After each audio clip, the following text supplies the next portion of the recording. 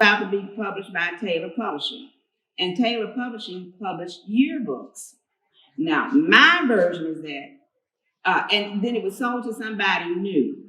And then the powers that be, or the mafia, told them that if you publish the Accommodation, you will never publish another yearbook.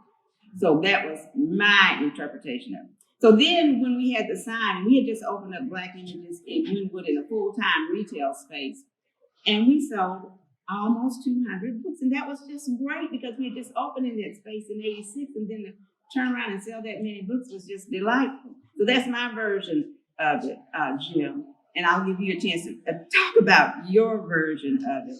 But it was just a historical event for me. And then, let me give you the rest of the history about my history with the Accommodation.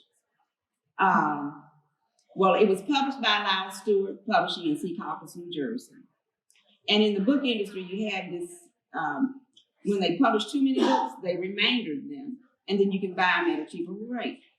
Well, they had a remainder on this, and of course, I bought them all 2,500 copies, put them in storage, and I was supposed to go one day, and I said, oh, no, I'll go the next day. And the lesson is to always follow your first mind, because there was a fire, and we lost all of those books. But if I had those books, I could probably be sailing somewhere else right now, because every time somebody moved to Dallas, they would always come by and want to buy the Accommodation. When somebody was running for political office, they always came by to buy the Accommodation. So the Accommodation has been good for Dallas, and there are all kinds of copies out there. In fact, my book club read the Accommodation, the Multicultural Book Club, and we read the Accommodation. I think they got kind of PDFs or whatever, but they got them from somewhere. Okay, Jim, your version. Am I mic'd up? Yeah. Yes. No? Oh, okay. I'm basically the same version. I'm sure that Emma and Commissioner Price can both back me up in saying that back then, the establishment in Dallas was not at all embarrassed about this kind of thing. Alex Bickley, who was the executive director of the Citizens Council, bragged to me that he got it killed. I worked for the Dallas Times Herald, and there was a co-worker of mine who went to Bickley and said, there's some communist hippie guy at the paper from Detroit who's written a bad book, or is working on a bad book. And Taylor Publishing, as you said, had been bought by a new national company, and they wanted to get into trade books, and this was going to be their first trade. Anyway, Alex Bickley went to them and said, not in Dallas, you can't publish that book. And the technology back then was semi-hot type. They made metal plates that they put on the press for each page. So that the day they were to run the presses, they went and ripped all those plates off and put them in boxes. And then Lyle Stewart bought the book. My memory of Emma is that my book was not, you could not buy it or find it in any bookstore north.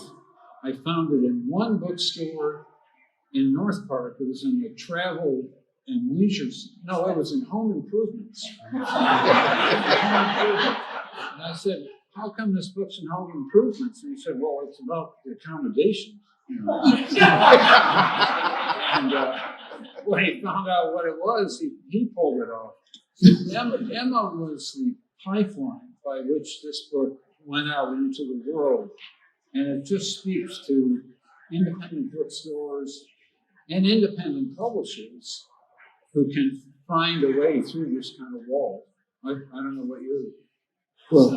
Well, first of all, in talking about Miss Emma Rodgers, back in the day, we didn't say Emma Rodgers without saying Rachel Toshia. They were partners. And she started over on Westmoreland. We were buying over on Westmoreland, and then she came to the Wynwood Shopping Center. But I just want to, right before I get to that, Jim, Ms. Rodgers talked about it, especially for those of you who really don't know the history. It's right in with, dovetails in with the Accommodation. As Ms. Rodgers talked about the centennial and Dallas, And this particular exhibit had to raise its own money. It is the only exhibit in the fair who had to raise its own money. A guy by the name of A. Maceo Smith raised the money and built the exhibit. Well, guess what? After the centennial, in true Dallas tradition, it was the only exhibit that was raised.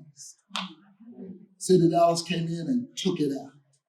And of course, Dr. Harry Robinson will give homage to him because while he was at Bishop College storing a lot of information, he always had his eyes and sights set on returning to this particular footprint. What's really going to be interesting, and Jim talked about it a little bit, my director of public works, Alberta Bland, Mr. Shepard here the other day, and it's interesting, Jim, how your book continues to kind of be the foundation with regards to really dealing with history, but also dealing with the issue, as I said the other day, with whether Black Lives Matter or Black economics matter. When you talk about the accommodation, and if you've read it, Eagle Ford and West Dallas and even South Dallas, the whole issue with Lower Peaks Branch and all that's going on, this particular book has been really the genesis for everything else. I know there's some other books about Dallas, and there's a new one out, but nothing like the accommodation, and I want to continue to give homage. The way I wound up with it is I asked Ms. Rodgers, I asked Jim, I said, Jim, we're going to be able to get some more books published? He said, nah, sine die, that's it. And I said, well, you think I might can get the rights to it? He said, well, you really want them? Yeah, well, I got enough things hanging around my neck anyway, so one more one. So I demanded $1. you did demand $1. You demanded $1. And so we got that. And so Quantifies really arms are right. And for years, I think Ms. Rodgers talked about it. There are all these PDF versions out there, and people kept approaching us about it. And not until Deep Ellum came and made the right presentation did the committee feel good about saying, hey, now is the time. And you know what? I'm ecstatic just to be here because Jim deserved it. Jim took a lot of hits in this city. Yeah. Those of you who just got to town, that we used to be a two-horse paper town. There was a place called the Dallas Times Herald. And let me okay. do that, but I forgot to introduce them. Forgive me. So let me do, because some of you are new and don't know them. And I hate when people say, especially when I'm on the prayer line, we all know this verse. So I'm going to, we all know this. Let me stop. Let me back it up, okay? All right. And I'm going to read part of it from the cover, all right? Jim Schutze is an acclaimed journalist and author, a longtime political journalist at the Dallas Times Herald and the Dallas Observer, and former Dallas bureau chief for the Houston Chronicle. I didn't know that. Schutze currently is a columnist at the D Magazine. He has earned many honors for his writing, receiving the Association for Alternative News Weekly's National Award for Best Commentary twice, and the Lincoln University's National Unity Award for writing on civil rights and racial issues 3 times.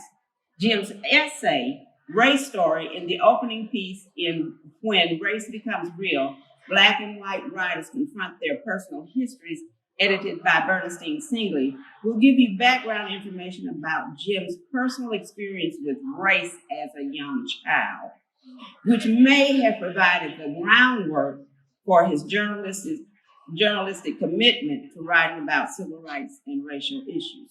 Now, our man downtown, John Wiley Price. Well, Wait a minute. Okay. All right. John Wiley Price moved to Dallas, and I didn't know this until I read the book. In 1970, that's the same year that my husband and my then 2-year-old son moved to Dallas. So we have something in common. All right. Our man downtown is the first African-American elected to the Dallas County Commissioner's Court. He has served for 37 years as Dallas County Commissioner for District 3, in which I live, He has represented our district and the county well by advocating for Blacks and Browns to be awarded contracts for county development. He is an outspoken advocate for making Dallas better by changing the business as usual model to include those who are underrepresented and underserved. Lastly, he is a prolific reader and was a customer of mine at Black Images from our inception in the late 1970s through our closing in official closing in 2007. So we have these two great people here with us today. And why did you write the foreword for the new book? Because I was probably the least person they thought would write a foreword. Jim Schutze. Jim and I had this, when he was with the Dallas Times Herald, those of you who were from Dallas, there was a Saturday piece that was written by Joe Bob Briggs. It was really making fun of hunger in Africa. And we were really, quite upset about that. So we took our protest to the Dallas Times Herald. And of course, Jim, wrote and dealt with that whole piece. I thought, and then when we got with the Observer, I had a little different spin. So we kind of went like, bad in the family. But Jim deserved, as I said, I'm glad for this day for him because he showed courage. We knew he was different coming from Detroit, but Jim showed courage that we had never seen in any of our journals, especially Anglo journals. And so Jim took and told the real story. I thought that I needed to do it to talk about Jim's ability and Jim's skill and just what it took to try to unearth this piece and just the courage to do it. I mean, Jim was married, and the fact that you put your life in peril. I mean, Dallas has got a reputation that that you may not want to talk about, but Dallas has a reputation of dealing with you. They deal with you in several different ways, and so Jim showed courage, and I just thought, Ms. Rodgers, it was just imperative that I didn't have nothing to lose, and so I thought it was time to give him. Well, the first book cover has this quote on it, which I haven't. Anybody, if I get up a real hard time, I'm gonna contact y'all about helping me with my retirement. But the oligarchy knew exactly where to watch for the trouble to start Black demands, civil rights, the Kennedys. It had all been one string. Perhaps nowhere in America was the attention of white leaders focused so intently on the Black community as in Dallas following the assassination. And so, Jim, one thing I want to say about the cover. This is the new cover, and I love it because it shows Blacks protesting Negro Achievement Day at the State Fair. And the other cover has the original cover has an artist rendition of a black and white hand shaking, but this cover really captures what Jim is talking about. So, and what's the one word you learned when you read the Accommodations, the Politics of Race in American Cities? Oligarchy. We're hearing a lot about that now with what's happening in Ukraine. But I imagine I had never really heard of it until 1987. So, Jim, tell us about the oligarchy. I was in talk since Will Evans brought this book back.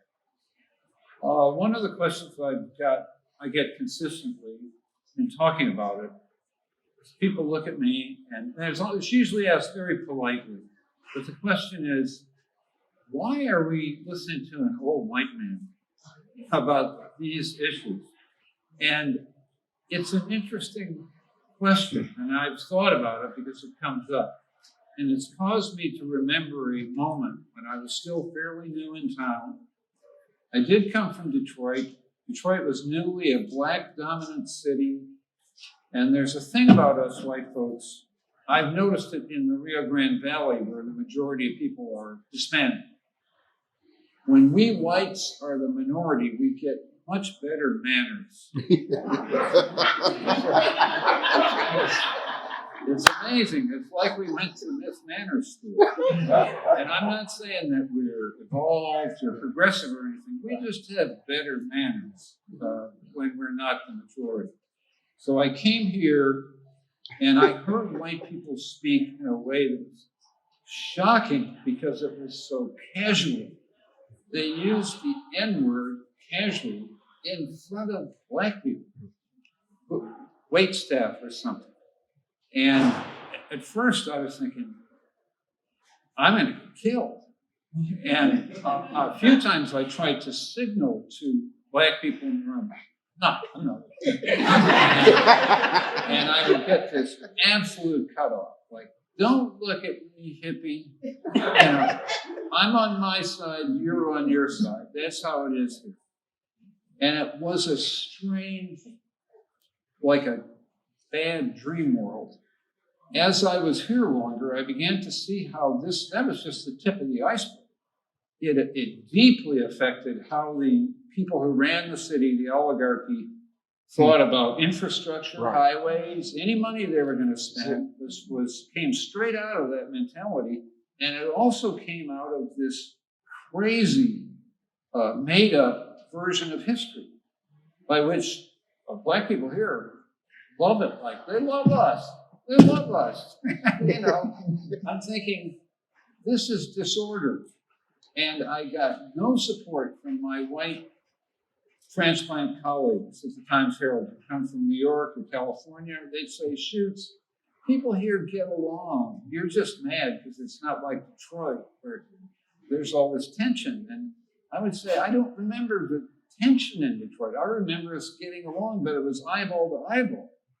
So anyway, sometimes I thought, maybe I'm crazy. Maybe I'm imagining this. And then one day, I'm driving down the street, listening to the radio. It was the news. I have no memory of what the story was about, but the reporter said, but one black man disagreed. And this voice comes on, and it's this young guy who was a clerk to a JP judge. So not a high official, but it was this voice that was like Gideon's trumpet, was saying, this city lives in a dream and a delusion, and the delusion is not going to last. And the city will either get over it on its own, or we'll get the city over it. But it's not going to be like this.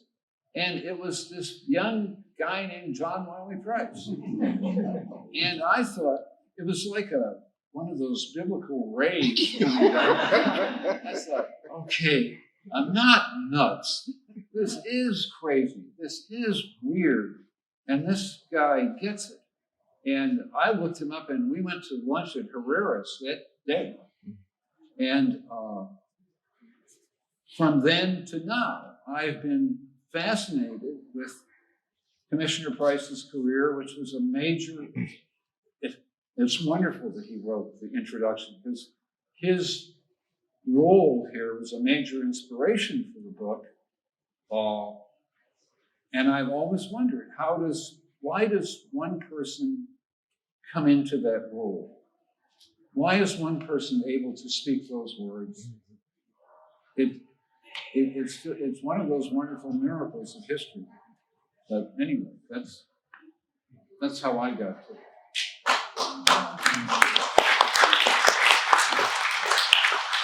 Okay, Commissioner Price, you began your career working in Judge Cleophas Field's office.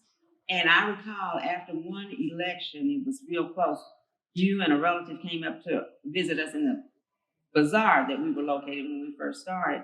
And you really hadn't slept at all that night trying to push that election through. So then you became our man downtown.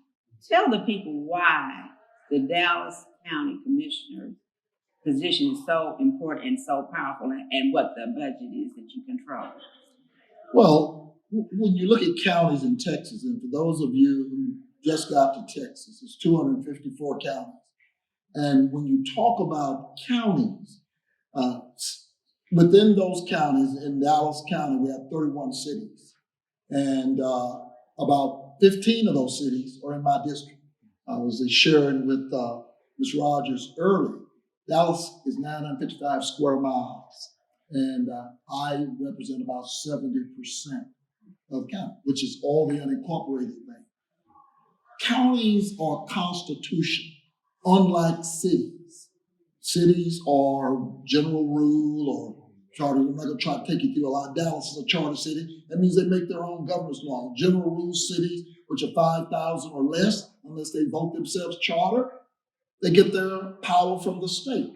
So as a county, not only do we control all of the, quote, unincorporated area, we control the courthouses. And traditionally, when you look at what has happened to African Americans in this state, it basically is always portaled through the courthouse. And we'll probably get into that in a minute, because the book talks about, and when it begins with Henry Wade, there's your county. I know y'all want to talk about Roe versus Wade. Hell, I want to talk about what's happened to us with regard to kind of how this man, who was a protege of J. Edgar Hoover, nobody ever talks about that, by the way. That's the way he got his name, Chief. He was chief with J. Edgar Hoover. He came to Dallas, but that's a whole nother story. But counties, we've got over $1 billion budget. We control the safety net hospital, which is Parkland. Not all counties have a public hospital. There are 110 in Texas. And so, we control $1 billion. We appoint their board of managers. We set the tax rate. And so counties are really where your, quote, your power is, as opposed to, cities.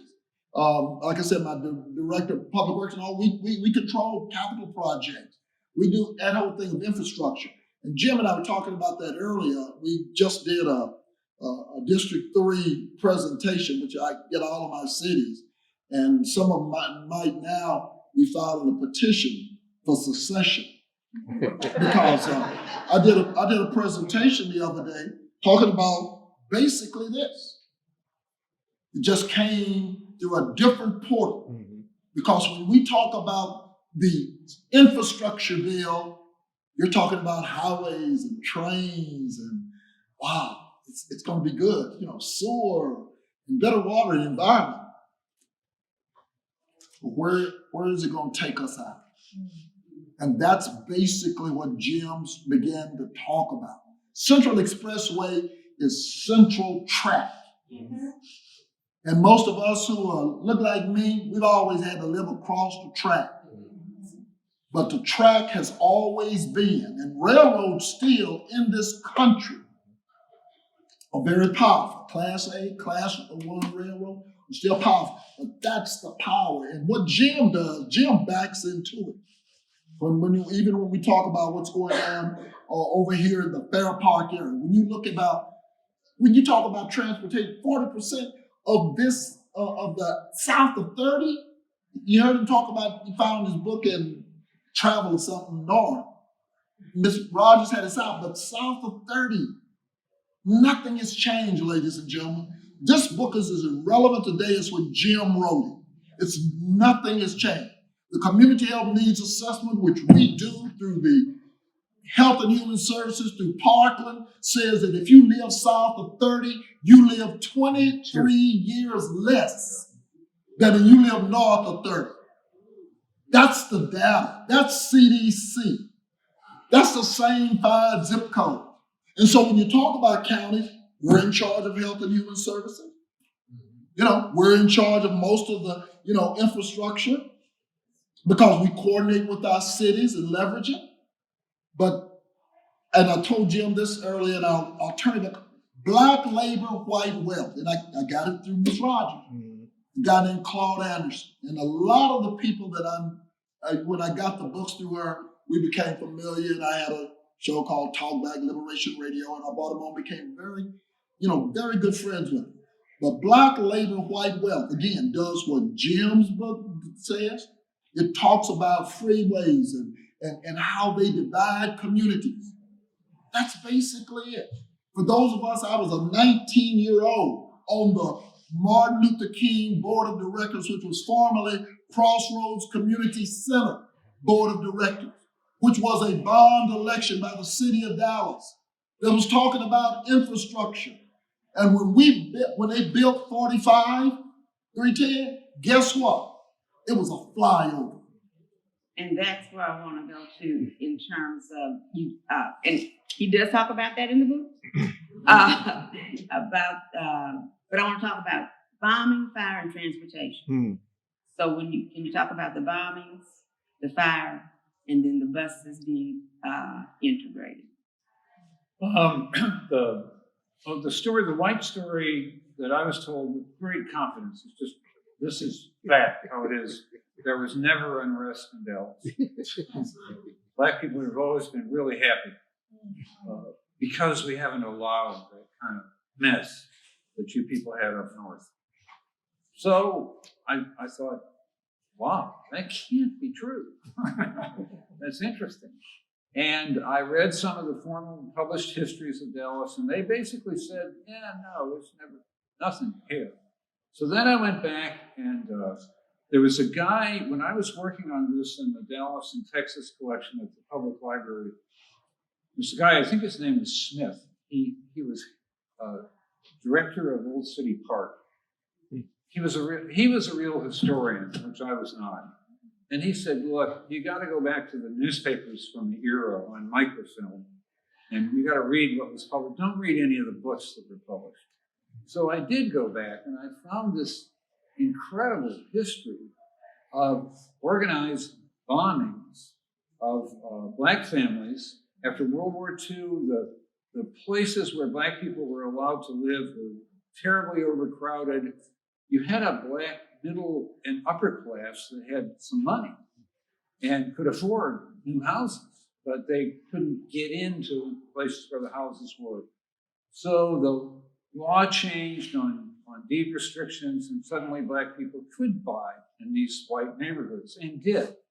And this wave of bombing started, and it was investigated by a special county investigative body, and the findings, some of them were published and some not. But one of the most amazing findings was that this wave of bombings of black families was organized and financed by a consortium of white church groups in southern Dallas.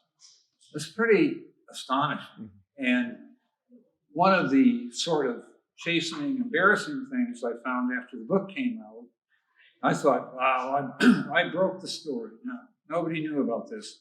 Whenever I went to black groups in southern Dallas, people would stand up and say, here's what you didn't know about that. And I'd get all this richness of detail. We named the church where the bombings were planned. And one woman's story was that the front end of their house was blown off. She and her husband were in bed. Her husband was injured. She staggered out to the front of the house, and the Dallas police were in the house. And they said, is anybody hurt? And she said, yes, my husband. They said, well, we have the colored ambulance out here. They'll take care of him. So they were there when it happened. They were there when the bomb went off. Anyway, that whole history was something that white Dallas would just ignore. And some people have told me, like Comer Cottrell said to me, Schutze, these bombings were not unique to Dallas. These are things that happened around the country, and they weren't unique to the South. And I said, okay, that may be true, but what's unique here is that the white people have completely erased this from history and from consciousness. And he said, you may be right. He said, this city is, because Homer had worked around. He said, this city is strange in that regard, the level of white denial. Ask me you said the fire. Which fire? Are we talking about the fire way back? Which is one I don't know a lot about. Dallas was almost burned to the ground. And there was a white murder of enslaved people after the fire because they were blamed for the fire. Uncle Sam, Cato, and Pat. Yeah, there were public lynchings. That was one of those stories, though, that hadn't been told. There was a guy at SMU who led the research into a while.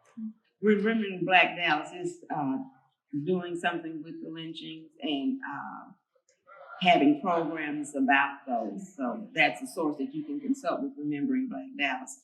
Now let's go to Brown v. Board.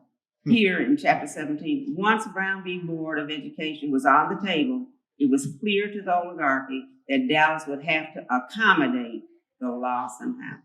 So let's talk about the accommodation. Well, Dallas went through these waves of. I would ask people when I was working on the book, when were the schools desegregated? And I'd get 2 or 3 dates.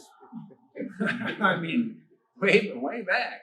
And so finally I figured out that Dallas went through these waves of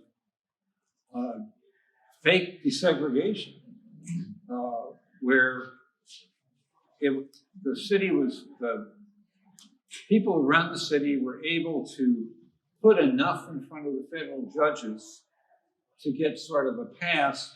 I do quote a lot in the book from Judge Taylor, who was a federal judge in one of the early deseg cases. His opinions are just, it would be embarrassing to read it in this room, it's dripped with racism. He's the guy ruling over deseg. So desegregation was a long, difficult struggle here. And I think when you got to the end of it, I don't think there was a huge enthusiasm for it in Black leadership. I think we finally got to a point where a lot of Black leadership said, if you're talking about busing our kids up to those white schools, forget about it. And so we came up with a different doctrine here of sort of supposed to be separate but better, the enrichment programs. I'm not sure that ever washed. I think separate is just, separate doesn't work. But anyway, this history of deseg here is very tangled. Okay, then we get into the accommodation, since your book is in the house and garden section. So let's talk about the accommodations and the development of Hamilton Park. During this time of extreme pressure for Black housing, but you know, it's funny, it's kind of a flip of what we have today where there's a need for affordable housing. Really, a lot of that pressure was for more affluent Black housing. Because in the Black segregated neighborhoods, you had Black doctors and attorneys and business people who were living in the same 2-block area with working people and poor people. And I've heard lots of former Southern Dallas residents look back on that with nostalgia, say, oh, we all knew each other, we were in the same neighborhood. But, you know, the American way is those doctors and lawyers, they kind of want to be in their own neighborhood after a while. And so there was this pressure for housing for Black people who could afford a better deal. And the white leadership in the city saw the danger. And this also goes back to the story of there was never unrest here. There was all kinds of unrest. There was unrest on the buses. I find these stories back in the 50s. The buses were segregated by a sign that moved up and down the bus, colored white. And so early on in North Dallas, you'd have a lot of white people on the bus. And so the Black people in the back were standing up. And there's a lot of domestics, maids, home workers, garden workers who've been on their feet working all day. So they're standing up. Then as the bus moves south, the white people start getting off, and the bus driver wouldn't move the sign. So he has empty seats up in front, and black people standing in the back. And black people would start yelling at him to move the sign. And if he was stubborn, he wouldn't do it. And so there were multiple incidents where that bus, everybody waited until that bus was in the black neighborhood, and it got set on fire. And it was interesting to read the difference in the newspapers. The black community newspapers would tell what happened. The Dallas Times Herald, which was a little bit more liberal working class paper, would say, there was an incident last night, but contrary to reports, there was no arson, and there were not 25 police cars, and the people were not arrested. And the morning news was the conservative paper. It would just say it didn't happen at all. And they're still. Yeah, and it was so funny to read that. But anyway, what that told you, and also during the bombings, the part that didn't get into the white newspapers was that there were black people out in front of the houses with shotguns, saying, don't try this house. So the leadership at the top, after World War II, they had all this money they wanted to get from Washington and so on, and they knew they couldn't have embarrassing things happen, and they knew they had a powder keg, that this stuff had been pushed in Dallas to a certain point, so they wanted to relieve the pressure. And Hamilton Park was part of that deal, that accommodation. Beautiful new neighborhood, beautiful new houses for black people. I've had people who grew up there fault me some for my description of it, because I describe it sort of as a payoff. You get this neighborhood, and you agree to keep the lid on, and we won't have trouble. Donald Payton, who grew up in that neighborhood, said to me, okay, yeah, there was some of that. But he said, Schutze, what you don't know is that on Sundays, we had people, black families driving here from Louisiana, from Oklahoma, from New Mexico to tour this neighborhood, because it was so unheard of for black people to have a new, nice, beautiful neighborhood that they bought themselves. And he said, you can't discount that accomplishment and that level of pride. And so anyway, that was an example of how a white guy looks at this through a limited perspective. And you talk about, and you interviewed Donald Payton extensively, and you talk about how wonderful and grand it was and what have you. But then you talk about in the 1980s, where developers are trying to come in and buy the property, and they want everybody to sell. Yes, everybody has to sell. Okay, so we're dealing with our developers. And so in the beginning, you talked about the white leadership, the power brokers. And some of those developers are still, or their offspring are still around. I looked at Compton, and you have master plan run by the Comptons. I looked at Houston, we still have those developers. So to both of you, I want to ask you, has anything changed in terms of how our city is run? Is it still controlled by the developers? Not at all. In Compton, when you look at that blue ribbon, in fact, it's in the book, when you look at this impaneled blue ribbon committee that was investigating these bombings. Now, see, when we talk today about North versus South, we call I-30 the Mason-Dixie line. I just talked about the community health needs assessment. At that particular time, what is known as South Dallas was not only Anglo, but Anglo and Jewish. And after the war, of course, the Arlington Parks of the world and all was set up for those returning veterans in terms of housing. But the bombings And what they call B-Town was primarily X-Line right around the corner from here. You know, Queen City, down the street. This is where the bombings were occurring. And what's interesting, and I'm going to let Jim talk about it, but a number of things, African Americans, as we begin the migration, when you look out at places like Valley View, Galleria, as a county commissioner, I have what is known as the public service program. I am in charge of all historical cemeteries.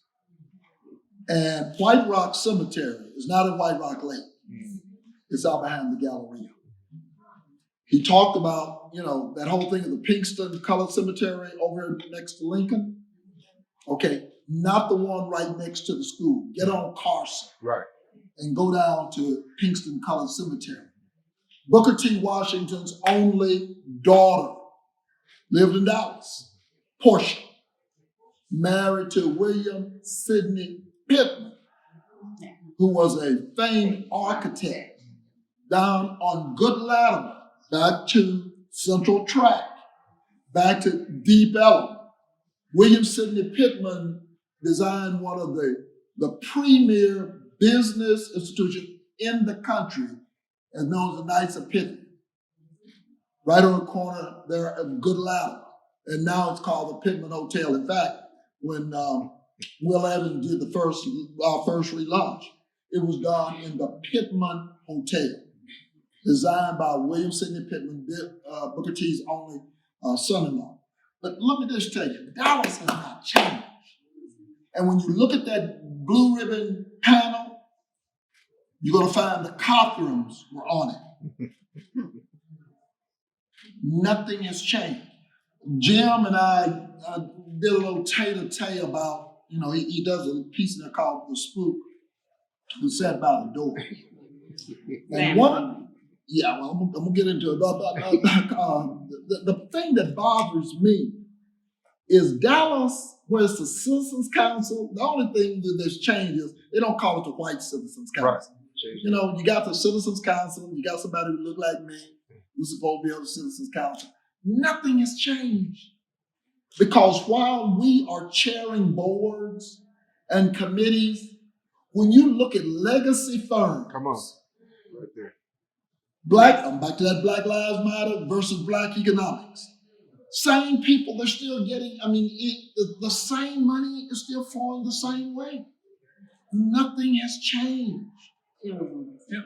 Emma brought up this business of white developers expressing an interest in Hamilton Park, but everybody had to sell it as one, because there could be no Black people there.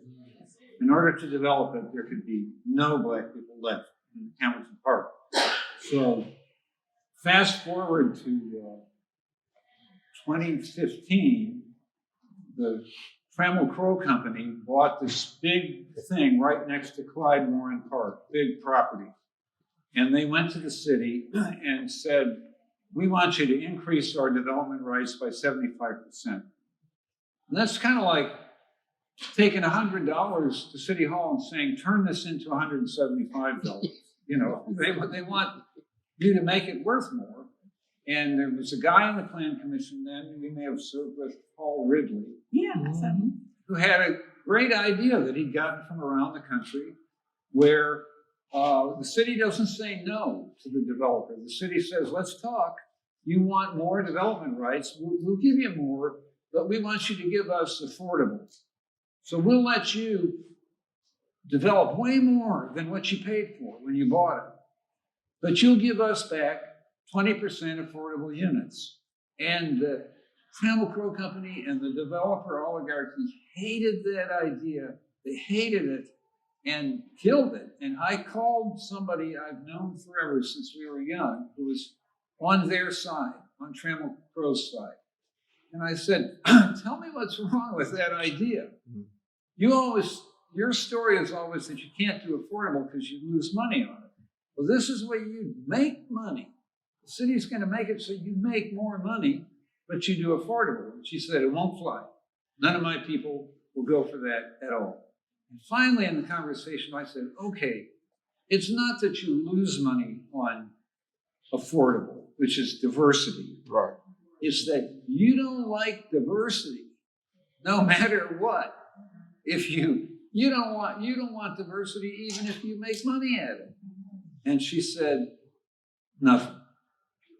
And I thought, yeah, nothing has changed in that part of the power structure, in that they just don't like diversity. So we have 5 minutes left before we open up to the audience for questions. Okay. So the theme of the Dallas Literary Festival deals with resilience. How do you see that we move forward? And Commissioner, in the book, you talk about coalitions. So can you address that, resilience with coalitions? Well, I've always said that, first of all, I need African Americans to coalesce among themselves. Because one of the concerns that I continue to have is that Dallas has become extremely astute at co-op. Mm-hmm. As I said, they put people like me over the Dallas Citizens Council. They put people like me over the Dallas Fort Worth Airport. I'm not calling names, I'm just talking about position. They put people, I'm not going to ever be on anybody's bank board so that we can talk about the Community Reinvestment Act. Same thing Jim just talked about, wherein there's a delineation where they are supposed to reinvest those dollars back in our community. People talk about redlining as though, well, it's not really not about redlining. Let me tell you something. Those same developers, they, along with institutions, blight a community. I'm gonna go back to Fair Park. I'm gonna go right out here. Go to 60 Minutes, the Fair Park Homeowners Association. J.B. Jackson, Elsa Faye Higgins. Right next to that, right across the freeway is Lower Peaks Branch. It flooded. You don't understand what water does. I'm back to this infrastructure deal and look and see how they've done that. Lissa is in Alberta. We're now working on this whole flood deal. Turtle Creek used to flood. Yeah. It don't flood no more. Yes. Where the water go? And water's still flowing south though. Lower Peaks Branch. And so when you look at historically, they traditionally take out community. A new book, and I'm gonna throw something. I told Jim's just got it, and I know Miss Rodgers has it, and Alberta Listener bought it the other day. It's called "We Paved the Way." Colin Yarborough, and he's been part of this literary festival as well. He does the same thing almost that Jim does, but he does it from an infrastructure perspective. $531 billion, the United States. What does that mean in terms of our communities? The amount of money is coming into this state. What does that mean? Does it mean sewer and water and infrastructure? That's right. Or does it mean more displacement? Mm-hmm. He just told you they don't want us in the city. You cannot, and what they had in terms of definition of affordable, 900 square feet. I mean, that's not affordable. And so that's been the challenge. Okay, go on, Jim.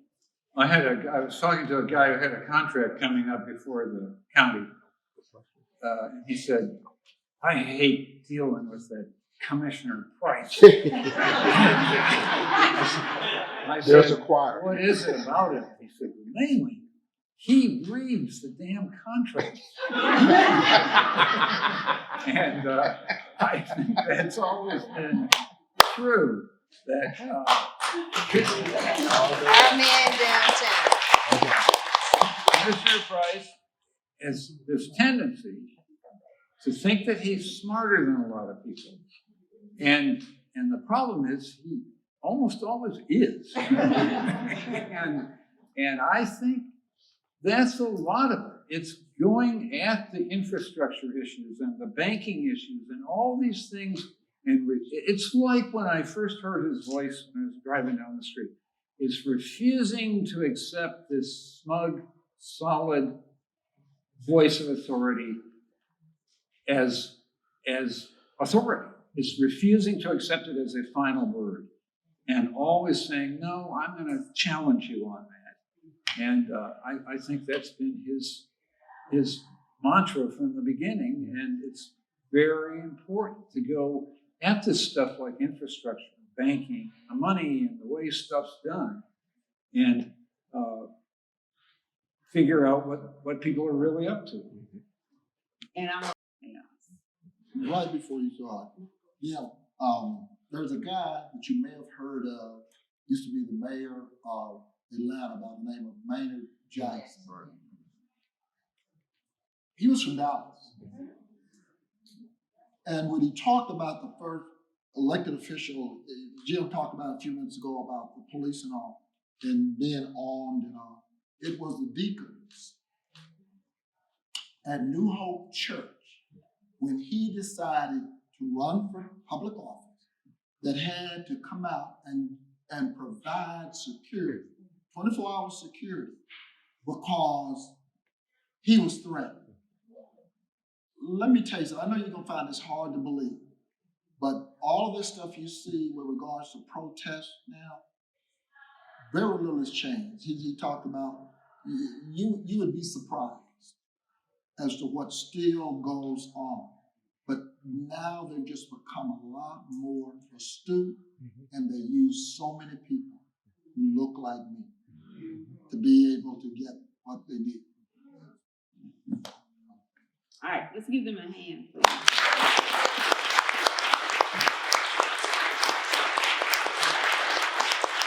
And now we're gonna have questions, a few questions from that. This is unprecedented. If you want questions, please stand up. And we have like about 10 minutes or 12 minutes to take them. But if you don't mind, I'd like to start with them, and I have two. It seems like there's a different energy around banned books now. Nicole Hannah-Jones, this was a ban. This book was certainly banned in a way that it stayed out of the hands of, except for the cult people, a cult that was passing it around from the 1980s until now. Nicole Hannah-Jones is coming here. Her book is banned. Martin Luther King spoke at McFarland in 1966, March 17th, 1966, after he'd been banned from Dallas. So what is it that do you think we're seeing it in a different way now? The CRT, politicians are running on that platform. Do we see something different with this banned books thing, or is it something that we need to do about it? Well, I think we've always had some banning. where book banning, I mean, there's always been some banning. Yeah. But we've always been creative. I say this, I talked about a sermon today with regards to my pastor with the whole issue of dealing with issues in our community. We've got to get to critical race theology, just like critical race theory. Ain't nothing theoretical about this. And if we sit back and let people ban it, then shame on us. Because we've always had good allies. We've always found a Jim Schutze here and there. They're not plentiful. But you don't need a whole lot. We just need to collaborate and decide. That's what I like again about, Emma Rodgers and Black, when they bought that whole literary piece, then some of us who were from Dallas, and by the way, I figured out, I'm back to the economics matter, Black economics matter. I mean, the reason Dallas was so strong because it was an agrarian, cotton community. And of course, I didn't know I was the one supplying all the cotton out of Florida. but my point is that that's what we've got to be able to come together and figure out how. Okay, and we need to educate is what we need to do in terms of banned books. I attended the workshop earlier today on journalism. We need to talk about misinformation or lies being put out there. Right. Number one, CRT is taught in law school. So let's get it straight. And that what's being purported is that it's how the parents feel. The children don't care. Yeah. I've spoken at to first graders and kindergartners. out beyond Frisco. And when I tell them that blacks and whites had to use separate water fountains, they just think you're stupid. All right. So it's the parents that have these feelings. So we need to educate our community about history. These are facts. You can go read about them on microfiche, as Jim talked about. You can use various resources to find out the truth. And we have to dispel all myths.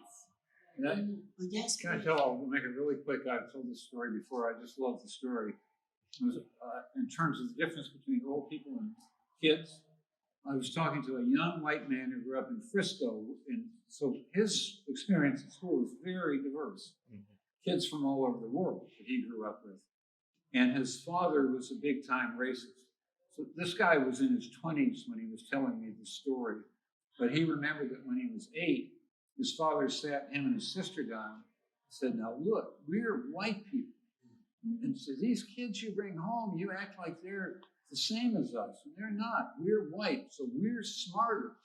Being white makes us smarter. And he said as an 8-year-old, he was listening to his dad and he thought, my best friend at school, David, is black. David is like 5 times smarter than me. He thought, I must not be white.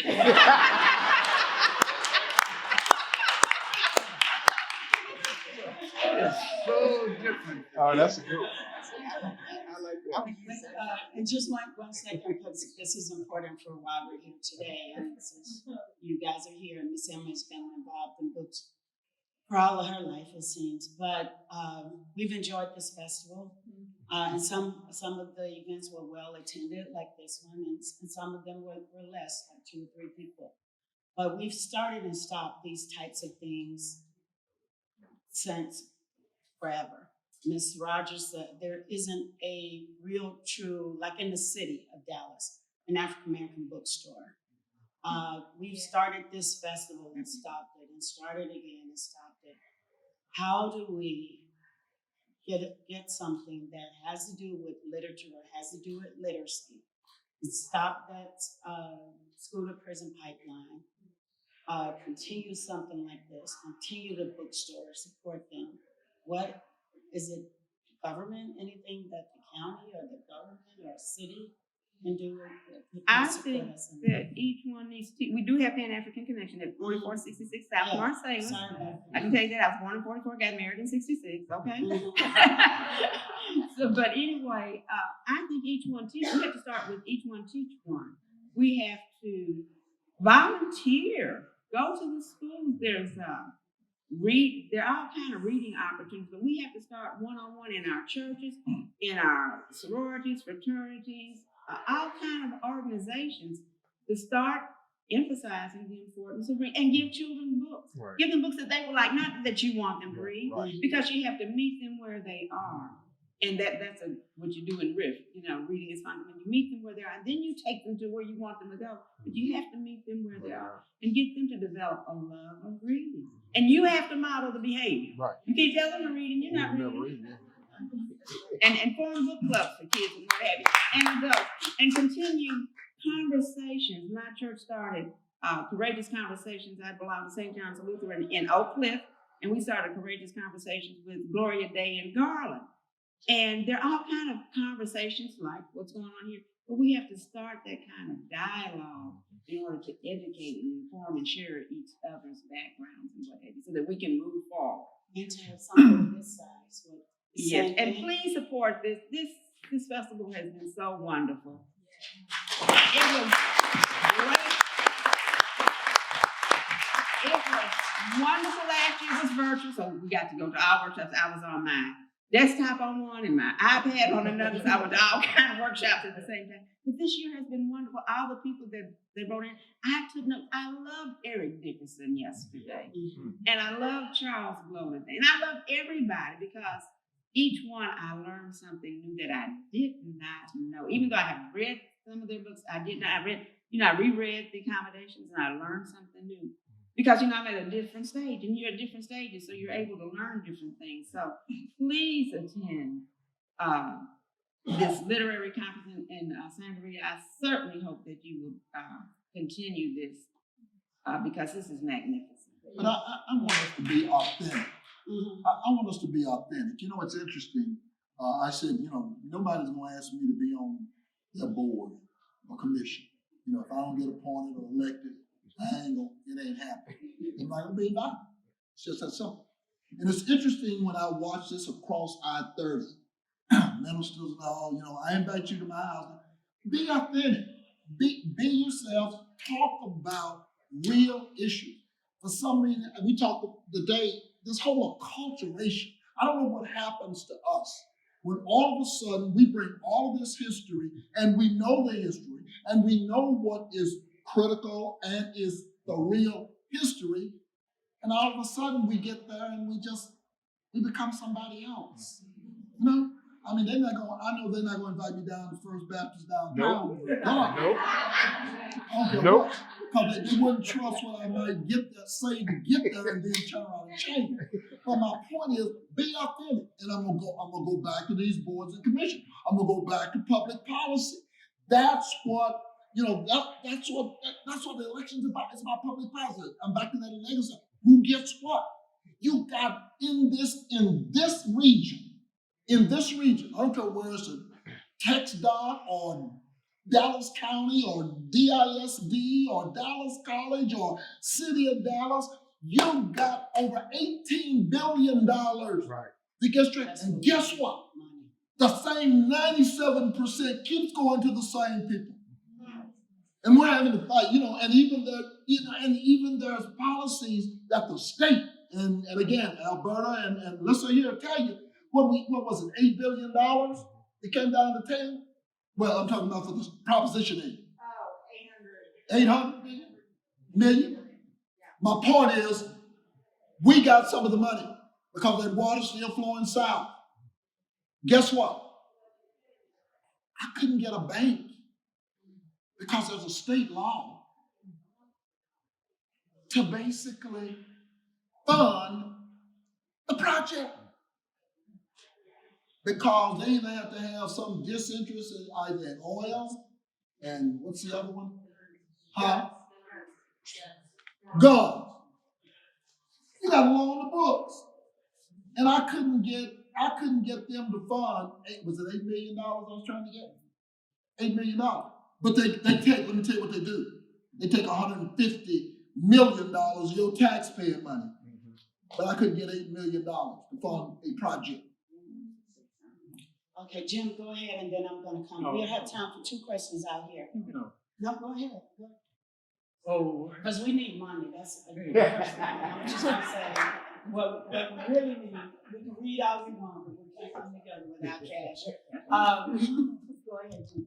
my point, just is going back to Emma, what Emma said about the kids up in Frisco thinking stories of segregation are goofy, is that those kids also moved into the city and came into the city and looked at that Mason-Dixon line and said, okay, something happened here. We were not told about this. And that's why young Will Evans here brought the book back. That's where that audience came from. Let's go to the question again. Go ahead, sir.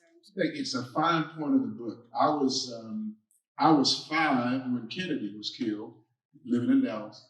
I was 10 when Dr. King was killed. And in the Black community, when Kennedy died, it was like nothing in the world. Even when King died, it was not as rough for the people. So in your book, you talk about Dallas wondering after Kennedy died whether or not it would be an uprising. What was the root? I mean, I always think maybe because Kennedy was seen as a proponent for civil rights and Black people, but what was the reasoning behind thinking that that particular seminal event, even though it was, would cause a reaction in Dallas from Black people? I remember fear of uprising, but I also remember in that same period, more importantly, that Dallas had all these big flood control, rebuilding the Trinity, West Dallas, all this hundreds of millions of dollars coming from Washington. And the Texas congressional delegation called up and said, guess what, Dallas, you ain't getting a nickel. The whole world hates you. They call you the city of hate, city that killed Kennedy. And if you now have a blow up, that's it. That's really it. So there was this urgency that, okay, we got to smooth things over because we've got to get that money. We've got to get that infrastructure money. And that lent all kinds of urgency to various forms of accommodation, smoothing things over. But it was driven by the ongoing fear of powder keg because, us whites always sense what's there, even if we deny it to ourselves. Human beings cannot, you do certain kinds of stuff, you did it. You know it's in there. And you can suppress that, but it's still somewhere down in there. And the community knew that it had this explosive sin in its history that it had to deal with. Then you put on top of that, they're cutting the money off. No more money from Washington. And that created a real urgency about, and that's when the sort of old Christian white leadership went to the old Jewish white leadership and said, what do we do? And guys like Stanley Marcus said, well, desegregate schools right away. Put on a show. And the first thing was desegregated in Dallas. And I always thought this was so Dallas. The first thing was desegregated downtown. What was it called? The Zodiac Room? The Zodiac Room. Yes. Like that's the most important thing. Like that. Like it was a room in the pyramid. The pharaoh was up there. Hi, Commissioner. Hello, Resource. Emma, good seeing you again. I want to circle back to something that Ms. Rodgers alluded to, but it's a story that is not told. I know it intimately because of my dad. But can we talk for a few minutes about the building of both Lincoln High School and Roosevelt High School and the subsequent neighborhood bombings, fires, and threats against, even though those were for everybody knows, Lincoln was the second school built by Dallas ISD specifically for African Americans, the education of African Americans. Second colored school built new. Let's be very, you turn over others, this was built new. That was in the 1930s. Understand that Roosevelt High School in Oak Cliff in the Bottoms was only the third school Dallas ISD ever built for the education of colored students. The rest of them just kind of rolled over. Can we talk about the bombings and the threats and how our African American community, our gentlemen in the African community stood up for the building of those two schools 30 years apart? She knows way more about this than I do. My daddy was a part of it, so. Well, the whole thing, again, Lincoln, because, and when she said the second, I guess you all know, the first was Booker T. Washington. Okay, Short North Dallas. And then again, I'm back to that whole migration as African Americans began to move south. I talked about Arlington Park, that whole area around the Valley View area. They always use politics to get in. There was a guy by the name of W.T. White, superintendent of Dallas School. And they took that land out where Valley View is and under the guise of eminent domain. So when you see all of those individuals that either Ms. Rodgers or Jim, whoever was talking about wanting to live Max Shan Road, it was called Black Doctors House. Yeah, Doctors Road. And so that's where, it's a reason. That's where we were. And so we started that whole migration coming south. So Booker T. Washington was the Black school. Griggs Park, in all of the areas, Short Nardell, Maceo Smith, all of them lived there.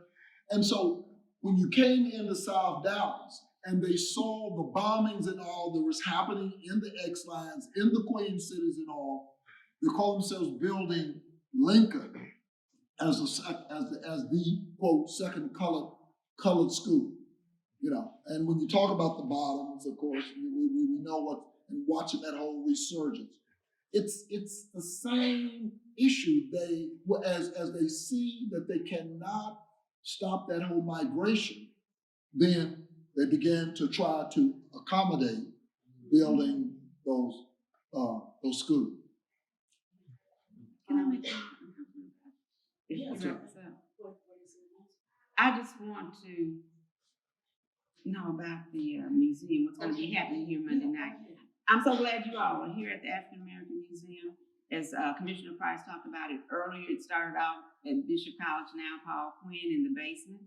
And Dr. Harry Robinson is the president and CEO. But Monday, and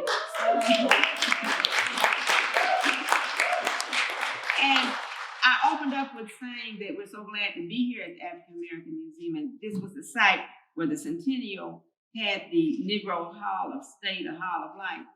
And on Monday night, tomorrow night, they're showing a film about it. So please come back, and they'll be having other things to talk about this, but please come back to know the true history of Dallas. So just have one more thing before we give them a rousing applause.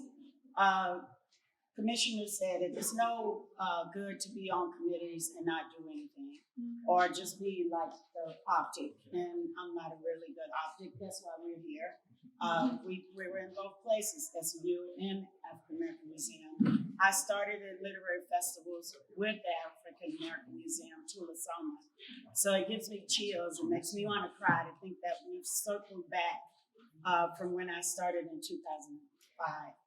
But Will Evans, we've been talking about that. He's my partner in literature, crime.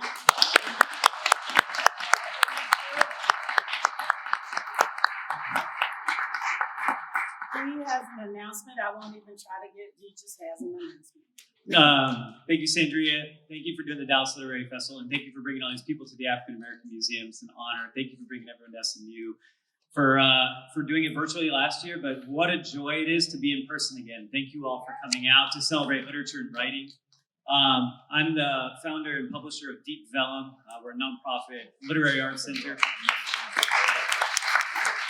based just across that Mason-Dixon line in Deep Vellum. And, that's... So we've been there we have a bookstore, we've been open for 6.5 years, and we were founded with a mission to bring the world into conversation through literature. And you could say ever since I founded Deep Vellum, the whole goal was to be able to get to the point where we could publish the accommodation. We had to do a lot, we had to prove a lot, we had to show a lot to be able to say, what do we do with the accommodation? Why do we read books? I've studied Russian literature my whole life. Controversial now, I know, right? But what Russian literature has taught me is that reading and writing are creative acts that can change the entire world, right? And I believe that. And The Accommodation is an extraordinarily brave book, right, as John mentioned and as Edmund mentioned. And to be able to publish this book, we could not just publish the book. The entire goal was to engage the community in a conversation about what can you do with the story? How can we change Dallas better than it was yesterday, right? By reading this book and getting it back out of the underground, back out of the PDF that only lived in my inbox when I first moved to Dallas, right? Because like so many people in this room, how many people here are not from Dallas? Right? So The Accommodation is the book that is shared with people just like us who aren't from here to figure out, just like John said, just like Jim said, why is the city built this way? It's messed up. Let's change it. So with that, we published a hardcover that Emma has in her hands. It's really beautiful. It's for sale downstairs. But this fall, we're doing a community book club discussion about The Accommodation. It's called Big D Reads. Everybody pull out your phone right now. When was the last time you were at a book festival and everybody told you to do this, right? Pull out your phone, go to bigdreads.org. Bigdreads.org if you read it the other way, right? So Big D Reads. Big D Reads is a program sponsored by D Magazine, Deep Vellum, Communities Foundation in Texas, Dallas Truth, Racial Healing and Transformation, numerous other organizations, sponsors including Amazon, Dallas Foundation, Addy Foundation, Comerica Bank. Tons of sponsors are making this happen.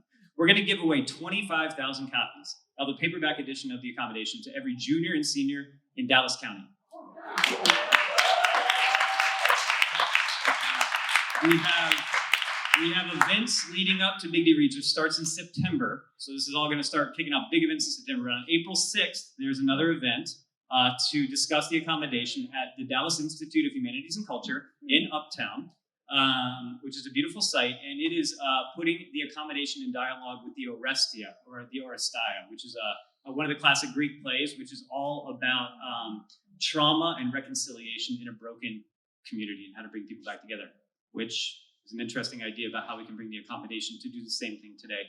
The goal Deep Vellum had with publishing this book was to gather amazing people just like this. Emma Rodgers, like legend of Dallas bookstores, man. Like, to be able to have her a part of this event today, just to give you the flowers you deserve, and that mysterious warehouse fire, y'all, you can't make the stories of Dallas up. This is a crazy city we live in. So go to bigdreads.org on your phone. There is a form on there, and it says, if you want to learn more, put your information in there. We need you. We're going to be giving away copies of the book. There are not 25,000 students in the county. We're going to have a lot of extra copies to give away. We need to figure out who to give this book to make change. And if you have an idea for an event, don't think we know everything. Please write it. Write it in that form. Say, I have an idea. I want to discuss it here. We'll drag Jim everywhere in Dallas to talk about it. We'll get John whenever his schedule allows. We'll get Emma Rodgers out everywhere we can. I'm glad to come and talk and whatever too. But no. But so go to bigdreads.org. It starts in September. We need you. This is the goal, to take it forward, right? That's the thing we can do today. Read this book and talk about it together. What does that mean? That means that it takes a lot of money. It takes a lot of money. We're talking about cash. You want to make big change, you got to take some cash and use it for the power of good. So thanks to the sponsors. Anyway, okay, so I'm just going to say a couple things. He'll be signing books downstairs. Don't stop here to talk because there's another event coming in. Don't leave. Attend other events, please. There's been 2 people in some of them. So just go. You might learn something, or you might just enjoy yourself. Let's give them. Yeah, they both, and that's rare. All of these people are busy, right? But they came out because they believe in literature and they believe in history. So especially Commissioner Price, you can't get it. He's our man downtown. Thank you all. Let's give them, show them.